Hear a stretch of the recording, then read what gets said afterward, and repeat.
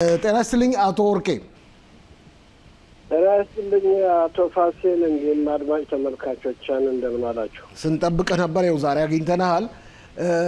አቶ ወርቄ ደጋግመህ የእባብ ጭንቅላት መመታት አለበት ስትል ቆይተህ ነበር። አሁን ያለውን ተጨባጭ ሁኔታ እንዴት ታየዋለህ? አመሰግናለሁ አቶ ፋሲል።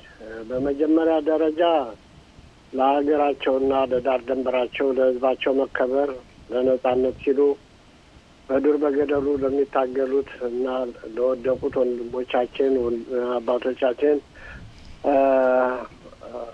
ሰላምና ፍቅር እመኛለሁ። ለሞቱት ነፍስ ይማር፣ ለቤተሰቦቻቸው ደግሞ መጽናናትን እመኛለሁ። እንግዲህ ሁሌም እንደሚባለው እባብ ጅራቱን ቆርጠው ቢልኩት ሕይወቱ አይጠፋም። ጭንቅላቱ ከተመታ ግን ያው ዘር ማንዘሩም ይጠፋል ማለት ነው። ስለዚህ ስንጠብቀውና ስናልመው የነበረው የኢራንና የእስራኤል ጦርነት ከተጀመረ ዛሬ 6ኛ ቀኑን ይዟል ባልሳሳት። እንግዲህ ኢራን እስራኤል ከኢራን መሬት ፈልጋ አገር ፈልጋ ሳይሆን የህልውና ጦርነት ነው። ምክንያቱም ዛሬ አዲስ የተጀመረ ሳይሆን ከድሮም ጀምሮ ኢራን እስራኤልን አጠፋለሁ ከምድረገጽ አጠፋለሁ እያለች ስትፎክርና ስትዝት እስራኤልም በየሄዱበት የእስራኤል ባለስልጣኖች ኢራን አደገኛ ናት፣ ለእኛ ብቻ አይደለም ለዓለምም ስጋት ናት እያሉ ተከበሩት ጠቅላይ ሚኒስትራችን እኔ በብዙ ጊዜ በየቦታው በየሩበት ሲናገሩ አቶ ወርቄ 40 ዓመት ሙሉ እኮ 40 ዓመት ሙሉ ነው ጠቅላይ ሚኒስትሩ ሲናገሩ የቆዩት። ከዚህ በተጨማሪ ይህ ያው በኢራን ያለው አክራሪ እስላም መንግስት በ1979 ዓ.ም ከስልጣን ከወጣ ጊዜ ጀምሮ ነው እስራኤልን እንደመስሳለሁ እያለ የቆየው። ትክክል ነው። እንግዲህ ባይሆን አፍና ተግባር ተለያይቶ ተገኘ እንጂ የተወራው ወሬ ልክ ነህ። ከ40 ዓመትም በላይ ነው። የእስራኤል ባለስልጣኖችም በየሄዱበት አደጋው ለእኛ ብቻ እንዳልሆነ የዓለም ስጋት እንደሆነ ሲናገሩ ቆይተዋል። ኢራንም ፉከራዋ ከአቅምም ከመጠንም ያለፈ ነበረ።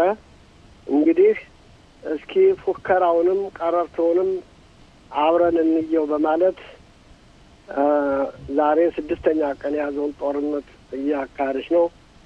የሚገርመውና የሚደንቀው ዓለም ናስረላን እስራኤል በመግደሏ እንዲሁም መገናኛዎችን በማፈንዳቷ እንዴት እያለ ሲጨነቅና ሲደመም የነበረው ዛሬ ደግሞ ጉድ የሚያሰኝ እጅ ባፍ የሚያስጭን አትደፈርም አይደለም እስራኤል ሌላ የማይደፍራትም የተባለችው አምባገነኗ ኢራን በአንድ ቀን ምሽት ጄኔራሎቿን፣ ሳይንቲስቶቿን፣ የተለያየ የሚሳይል ማምረቻዎች፣ የኒውክሌር ማብላያዎችን የተወሰኑትን እዳ በስደበድብ ስታጋይ የመጣውን እንችላለን ምላሹን እንቀበላለን ብላ እስራኤል በድፍረት ገብታ ከጠንካራው ከጀርባ አጥንታ ከሙሳድ ጋር በመተባበር ዓለምን ጉድ የሚያሰኝ ስራ ሰርታለች። አቶ ፋሲል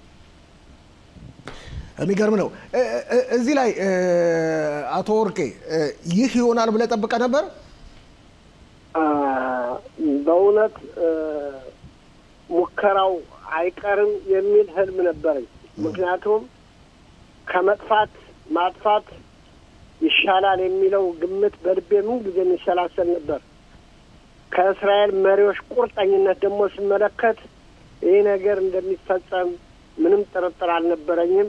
ግን ከመሀል ላይ ትንሽ ተስፋ የሚያስቆርጥ ነገር በአሜሪካው አስተዳደር ወይም በፕሬዚዳንቷ ድርድር እየተባለ ይህ ድርድር እውን ከሆነ ለኋላም ጥሩ እንደማን ትንሽ ተስፋዬ እንደመጨለም ብሎ ነበር።